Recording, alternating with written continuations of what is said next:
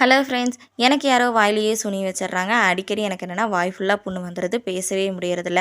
அவ்வளோ கஷ்டப்பட்டு நீ ஏம்மா பேசுகிற அப்படின்னா, நான் வந்து தினமும் வீடியோ போடும்போதே என்னை யாருக்கும் தெரியறதில்ல. நதியான்னு ஒரு ஜீவன் இருக்கிறதே யாருக்கும் தெரியறதில்ல. இதில் நான் வீடியோ வேறு போடாமல் விட்டுட்டேன்னு வச்சுக்கோங்க, நதியான்னு ஒரு மக்கா இருக்கிறதே நான் மறந்துட்டோம் அப்படின்னு சொல்லிட்டு சொல்லிடுவீங்க. ஸோ அதனால் முடிஞ்ச வரைக்கும் கஷ்டப்பட்டு வீடியோ போட்டுடலாம் அப்படின்னு சொல்லிட்டு தான் போட்டேன்.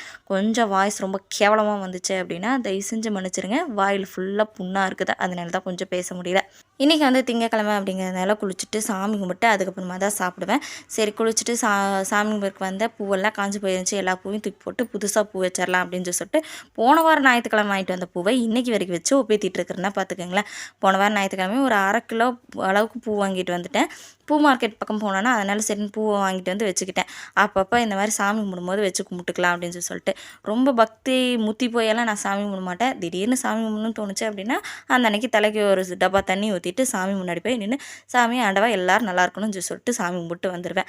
இன்றைக்கி வந்து திங்கக்கிழமை அப்படிங்கிறனால நான் திங்கக்கிழமை பிடிக்கிறேன். ஸோ அதனால் வந்து இன்றைக்கி குளிச்சுட்டு சாமி கும்பிட்டு தான் சாப்பிடுவேன்னு சொல்லிட்டு சாமியோடைய நல்லா தீவிரமாக மனசார மனமுருகி வேண்டிட்டு அதுக்கப்புறமா வந்து நேற்றுக்கு நைட்டே களி கிளறி வச்சுட்டேன். வாய் ஃபுல்லாக புண்ணு மென்று சாப்பிட்டோம் அப்படின்னா வாய் ஃபுல்லாக இருக்கிற புண்ணு எச்சான மாதிரி அப்படி வலிக்கும், வாயை திறக்க முடியாதுன்னு சொல்லிட்டு களி கிளறிட்டேன். களியை வந்து அப்படியே உருட்டி உருட்டி உள்ளே அனுப்பிச்சோம் அப்படின்னா அழகு போல் உள்ளே போயிடும். கடகடன்னு நம்ம சாப்பிட்டுக்கலாம் பார்த்தீங்களா. அதுவும் இல்லாமல் இந்த களினா எனக்கு அம்புட்டு உசுறு, அப்படி விரும்பி சாப்பிடுவேன். அதனாலேயே அந்த களி கிளறி வச்சுட்டேன். நேற்றுக்கு நைட்டும் களியே சாப்பிட்டாச்சு, இப்போ காலையிலைக்கும் களி சாப்பிட்டாச்சு. மதியத்துக்கு அந்த களியை கரைச்சி குடிச்சிட்டேன்னு வச்சுக்கோங்களேன், சூப்பராக அமிர்தமாக போயிடும். உங்கள் வீட்டில் இன்றைக்கி காலையில் என்ன சாப்பாடுன்னு சொல்லிட்டு கண்டிப்பாக கமெண்ட்டில் ஷேர் பண்ணுங்கள். Thanks for